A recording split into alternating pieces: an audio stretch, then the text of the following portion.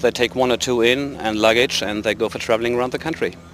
And what sort of price would you be looking at for one of these? Well, the base price is 123,000 euros, but if you take a kind of good equipment, especially on the avionics side, you will stay approximately with 135 to 140 euros.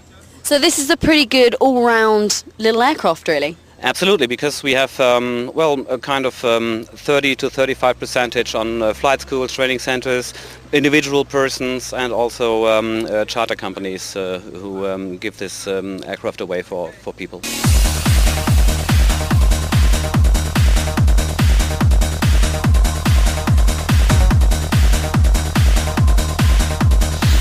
Let's move straight on, shall we? Mark, you're from Lightspeed Headsets. Look, I've got a headset at the moment. I'm not going to mention the brand. It's not yours.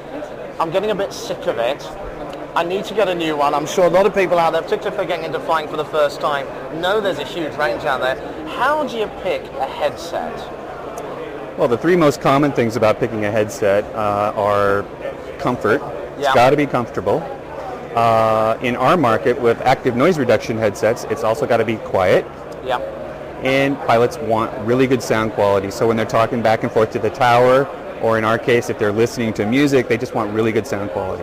Yeah, I like this word music. I want to talk to you about that in a second, actually. The one problem I find is that when I'm listening to air traffic control, if I've got a really good, clean signal, then yeah, it's fine. But sometimes I'm struggling to work out what they're saying. Are there differences in the way that these ear sets are actually made up and why they produce better quality? Yeah, well, first of all, a lot of that has to do with the controller themselves. They talk fast, they're difficult to understand. Yeah. A good audio system in your headset with the speaker and the microphone will help deliver more clearer, crisp communication. But if the guy still talks fast and somewhat garbled, then you're not going to be able to understand him anyway. But yeah, the headset does. But there's a difference in quality there. In fact, can we grab in one of your headsets from over here? Which model? I happen to have one. You happen to have one that you prepared earlier. Which model is this one? This is our Zulu model. We introduced it in July of 2007. Right.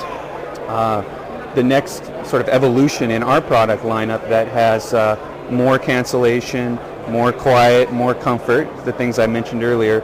In addition to that, some new features that only Lightspeed and Zulu have that other people don't have. Such as? Go on, give me an idea, I'm curious. Such as the ability to connect up things like cell phones, music players.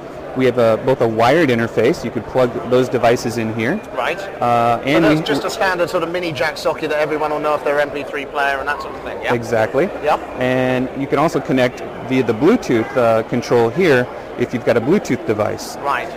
And talk about this active noise reduction, because I think it's made a huge difference. When I switch mine on in the aircraft, it's the difference between having that sort of low hum the whole time, isn't it? Right. Well, active noise reduction is really targeted at the low frequency range. The prop noise, piston noise, wind noise is all in that low frequency range that you can't get any other way other than using electronics to cancel out. Right. Traditional headsets are good at attenuating high frequency noise, but typically that's done by the kind of ear seal material oftentimes and a very tight fit. Stuff around the edge, isn't it? Correct. Yeah. Correct. Yeah. Okay. And how? I must admit, I'm curious. How does it work? What's the basics of it, without going into too technical? How does active noise reduction work? Well, basically, and I'm not technical, so great. It shouldn't be technical. But basically, there is a microphone inside the cup that is listening for noise at a specific frequency and amplitude that we set it at. Right.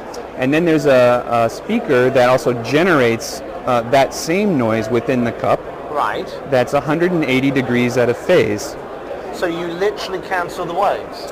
When the microphone hears that signal at that frequency, and the speaker is making that noise at that frequency, then and when the two signals meet, they cancel each other out. Yeah. Ideally, right at the ear opening. Well, this is going to be slightly difficult to demonstrate, but I mean, have we got some power in that one? Can I? We do. So if I put these on now, and straight away, actually, this is wonderful because I can't hear Rob, our producer, now. He can't tell me what to do anymore.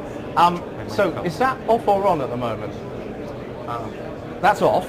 Okay. And if you switch it on, oh wow.